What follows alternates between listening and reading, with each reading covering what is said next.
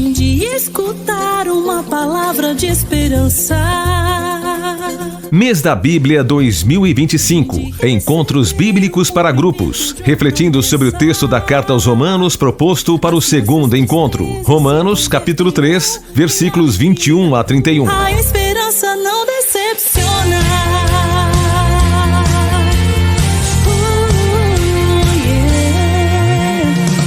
Vim de escutar uma palavra de esperança. Queridos irmãos e irmãs, que a paz de Jesus esteja em nossos corações. Setembro é o mês da Bíblia e a Comissão Bíblica Diocesana preparou um livro com encontros que podem ser usados pelos grupos de família, pastorais, movimentos, comunidades e círculos bíblicos. São 4 encontros sobre a Carta aos Romanos, uma obra maravilhosa de Paulo que proclama que o Evangelho é poder de Deus para a salvação de todo aquele que crê. No podcast anterior, que é o do primeiro encontro, vimos como nós, seres humanos, pecamos e trocamos a verdade de Deus pela mentira. Podendo reconhecê-lo em suas obras, não confiamos em seu amor e não demos a Deus a piedade, a adoração e a obediência que lhe é devida. Por conta disso, seria justo que nos abandonasse à própria sorte e nos deixasse viver longe dele e do seu amor. Estávamos mortos em nossos pecados, privados da glória de Deus. Contudo, a boa notícia é que somos salvos gratuitamente em Jesus Cristo, mediante a fé. E essa salvação é para todos. Esse é o tema do segundo encontro, onde nós vamos meditar a carta de Romanos no capítulo 3, versículos de 21 a 31, que diz assim: Agora, independentemente da lei, manifestou-se a justiça de Deus, testemunhada pela lei e pelos profetas. Justiça de Deus mediante a fé em Jesus Cristo para todos os que creem. De fato, não há diferença, pois todos pecaram e estão destituídos da glória de Deus. Esses são justificados gratuitamente pela graça de Deus, por meio da redenção em Jesus Cristo. E é Ele que Deus expôs como instrumento de expiação com o seu sangue, mediante a fé, para demonstrar sua justiça, deixando sem castigo os pecados outrora cometidos sob a tolerância de Deus, e para demonstrar a sua justiça no tempo presente, a fim de ser justo e tornar justo aquele que tem fé em Jesus. Onde fica então a vanglória? Fica excluída. Por qual lei? Das obras? Não, mas pela lei da fé. Consideramos, pois, que o ser humano é justificado pela fé, sem as obras da lei. Acaso Deus é só dos judeus? Não é também Deus dos gentios? Sim, é também Deus dos gentios. De fato, Deus é um só. Ele justificará os circuncisos em virtude da fé e os incircuncisos mediante a fé. Então, pela fé anulamos a lei? De modo algum. Pelo contrário, nós a confirmamos. São Paulo, antes de encontrar Jesus no caminho de Damasco, ele era fariseu. Acreditava que seria uma pessoa abençoada se cumprisse estritamente a lei de Deus e mantivesse na vida cotidiana a mesma pureza ritual exigida aos sacerdotes. No entanto, no caminho de Damasco, encontra Jesus e percebe que Deus é gratuidade e amor. No Antigo Testamento, Deus dá ao seu povo uma lei. Nela estava a revelação de Deus e a forma de viver uma vida santa, fazendo a vontade de Deus e vivendo em paz uns com os outros. Justo era quem observava a lei. Jesus mesmo diz que não veio revogá-la, mas levá-la à plenitude. A lei é boa, mas era somente uma pedagoga. Ajudava as pessoas a perceberem que, sem a graça de Deus, era impossível cumpri-la. Como acontece conosco. Deixavam de fazer o bem que desejavam e faziam o bem que não queriam. No entanto, foram acrescentadas pela tradição e pela pureza ritual outras prescrições à lei que a tornavam impraticável, um fardo pesado. As normas de pureza impediam muitos de participar do culto e da comunidade. Além disso, havia um cumprimento somente exterior da lei, para ficar bem diante dos outros. O povo honrava Deus com os lábios, mas o coração estava longe dele. Não compreendiam o que era misericórdia. achavam-se melhores que os outros. Consideravam que não pertenciam ao seu grupo impuros, pecadores, indignos, merecedores do sofrimento, das enfermidades e do inferno. Vemos bem isso na parábola do fariseu e do publicano, onde o primeiro se gaba de ser justo e santo, e não como as demais pessoas, especialmente aquele pecador que no fundo do templo simplesmente batia no peito e pedia a misericórdia de Deus pelos seus pecados. Jesus termina a parábola dizendo que o publicano saiu justificado e o fariseu não. Justificado é uma palavra muito importante.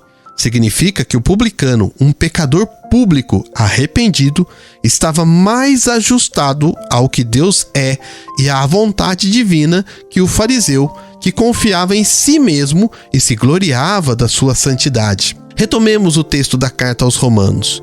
Paulo afirma que se manifestou a justiça de Deus, independentemente da lei. Quando se fala em justiça de Deus, imaginamos a condenação de todas as pessoas malvadas e injustas. Paulo quebra a nossa segurança afirmando que todos nós, todos os seres humanos, somos pecadores, malvados e injustos, e por isso estamos impedidos de estar em comunhão com Deus, o único que é justo e santo. Não há ninguém que, por seus esforços, possa merecer ser considerado justo diante de Deus, diz o Salmo 143, versículo 2. Estamos privados, destituídos da glória de Deus. Como perdemos o sentido de quem é Deus, não conseguimos imaginar o tamanho da desgraça que é o pecado e suas consequências. O Papa Pio XII dizia que o pecado do século é a perda do sentido do pecado. Pecar não é só negar e ofender a Deus, é viver como se ele não existisse, banindo-o de nossas vidas. Se vivemos assim, rompemos nossa relação filial com Deus para levar a própria existência fora da obediência a ele devida. Pelo pecado, escolhemos ser escravizados, viver em desarmonia e injustiça. Estávamos destinados à morte aqui e na eternidade. Mas por trás dessas nuvens cinzentas e amedrontadoras surgem os raios de sol da iniciativa salvadora de Deus. Sem mérito algum da nossa parte, gratuitamente, Deus envia Jesus, seu único filho, não para nos condenar, mas para nos salvar. Eis a justiça de Deus. Deus toma a iniciativa e vem ao nosso encontro para nos oferecer gratuitamente a vida em abundância, em comunhão com Ele, com os irmãos e irmãs e com a criação. Se Deus nos ama de tal forma, podemos nos entregar a Ele com uma confiança absoluta. Essa é a justificação pela fé e não pela lei. A vingança de Deus é enviar o Salvador para toda a humanidade e para restaurar o ser humano como um todo. Estávamos todos emanados no pecado, mas em Cristo somos reconciliados com Deus, conosco, com o outro e com a criação. Jesus fez por nós o que não podíamos fazer. Redenção significa que Jesus, ao se encarnar, se colocou ao lado de cada um de nós, como um paráclito, advogado, defensor, e experimentou a tentação de não confiar no amor, no projeto de Deus. Poderia ter se valido da violência, da fama, do poder. No entanto, vive e anuncia a paz. Não se deixe iludir pela fama, serve em vez de ser servido. Entrega a sua vida e aceita a morte de cruz. Mostra até que ponto é possível crer que Deus merece ser amado e obedecido de modo infinito. Ao rejeitar Jesus e colocá-lo numa cruz, o tornamos maldito. Mesmo assim, nos perdoa e nos coloca em comunhão, ajustados a Ele. Paulo afirma que o Pai expôs Jesus como instrumento de propiciação por seu próprio sangue. Para nós, essas expressões podem soar estranhas. Para melhor compreendê-las, precisamos voltar o nosso olhar para o Antigo Testamento. A expiação dos pecados era realizada principalmente por meio de sacrifícios e rituais estabelecidos por Deus na lei de Moisés, Levítico de 1 a 7. No dia do perdão, o Yom Kippur, era o dia mais sagrado do ano judaico, quando o sumo sacerdote fazia a expiação pelos pecados de toda a nação. Somente no dia da expiação, o sumo sacerdote entrava no lugar mais sagrado do templo, o Santo dos Santos. O sangue do animal sacrificado era aspergido no propiciatório, tampa da Arca da Aliança, para a expiação dos pecados. Na cruz, novo propiciatório, o sumo sacerdote Jesus, o Cordeiro de Deus que tira o pecado do mundo, derrama o seu sangue, entrega todo o seu ser para o perdão dos nossos pecados, para que passemos da morte para a vida. E como entramos nessa vida nova que Cristo nos oferece? Por meio da fé. Não temos do que nos orgulhar, porque recebemos tudo gratuitamente de Deus. O amor a Deus somente ocorre na fé. A justificação pela fé é a graça oferecida a toda a humanidade. Crer é um ato de humildade, pois exclui a autossuficiência, todo apoio em si mesmo, de modo que nos voltamos totalmente e com toda a confiança em Jesus, nosso Redentor. Com nossas próprias forças não conseguimos dizer sim a Deus. Cristo é o nosso amém. E as obras? Não são as nossas obras que nos salvam, mas praticamos boas obras porque somos salvos, porque experimentamos a misericórdia e a gratuidade de Deus. Somos misericordiosos e amamos incondicionalmente. Ademais, as obras demonstram em que tipo de Deus colocamos nossa fé. Nossas atitudes devem ser coerentes com o rosto e as atitudes de Deus reveladas em Jesus.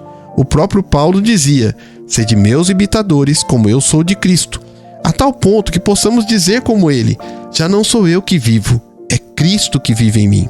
Por isso, estranhamos quando vemos certas atitudes que não estão conforme o Evangelho sendo tomadas por pessoas que dizem crer em Jesus. Reconheçamos hoje que somos pecadores, que muitas vezes vivemos como se Deus não existisse, não confiando em seu amor e desobedecendo-o. Reconheçamos nossa incapacidade de chegar a Deus por nossos próprios esforços.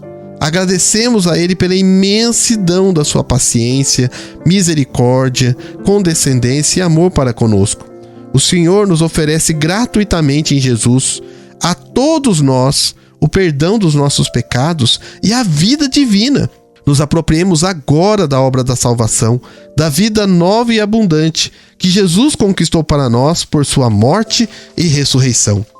Digamos: Jesus, eu creio em Ti. Tu és o meu Salvador. Entrego minha vida a Ti. Vive em mim, Jesus. Faz de mim uma pessoa nova.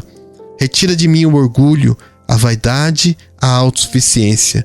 Que o Senhor reine e dirija a minha vida. Obrigado. Amém. E que a experiência da gratuidade do amor de Deus nos estimule a mergulhar ainda mais na carta aos Romanos no mês de setembro e descobrir em comunidade todos os tesouros de graça ali disponíveis. Participa dos encontros preparatórios que acontecerão nos setores.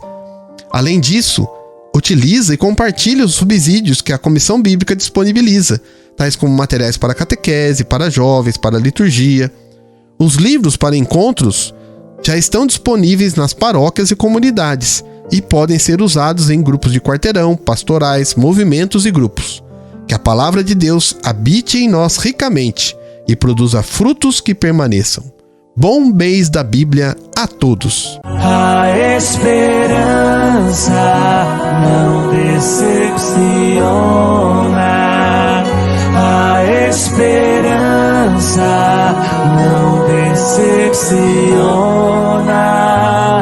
A esperança não decepciona. Pelo Espírito de Deus que nos foi dado.